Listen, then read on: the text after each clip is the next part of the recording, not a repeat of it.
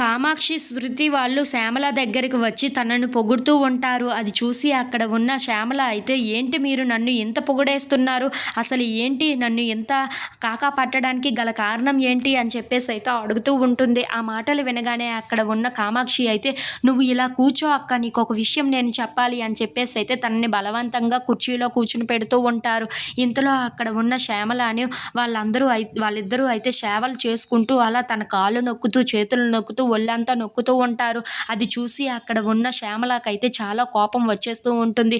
"ఏంటే ఇదంతా? ఎందుకు ఇదంతా చేస్తున్నారు? అసలు విషయం ఏంటో మర్యాదగా చెప్తారా లేదా?" అని చెప్పేసైతే చాలా గట్టిగా కసురుకుంటూ ఉంటుంది.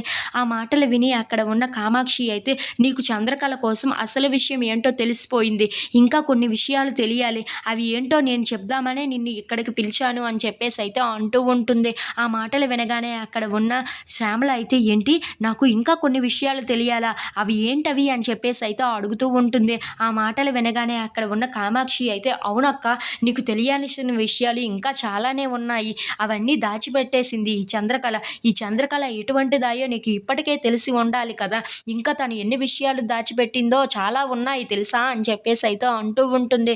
ఇంతలో అక్కడ ఉన్న శ్యామల అయితే, "ఏంటి ఆ విషయాలు నాకు తెలియాల్సినవి?" అని చెప్పేసైతే అడుగుతూ ఉంటుంది. అది విని అక్కడ ఉన్న శృతి అయితే, "అసలు విరాట్ బావతో నాకు పెళ్లి కావాల్సింది. కానీ ఈ చంద్రకళ వచ్చి మొత్తం చెడగొట్టేసింది తెలుసా? నాకు విరాట్ బావ అంటే చాలా ఇష్టం" అని చెప్పేసైతే అంటూ ఉంటుంది. ఆ మాటలు వినగానే అక్కడ ఉన్న శ్యామల అయితే, "ఏంటే నువ్వు మాట్లాడుతుంది? విరాట్‌తో నీకు పెళ్లి కావటం ఏంటి?" అని చెప్పేసైతే అడుగుతూ ఉంటుంది. "అవును, ముందుగా నాకే పెళ్లి కావాల్సింది. కానీ చంద్రకళ ఏం చేసిందో తెలుసా?" అని చెప్పేసైతే మొత్తం చెప్తూ ఉంటుంది. If you like this video please subscribe.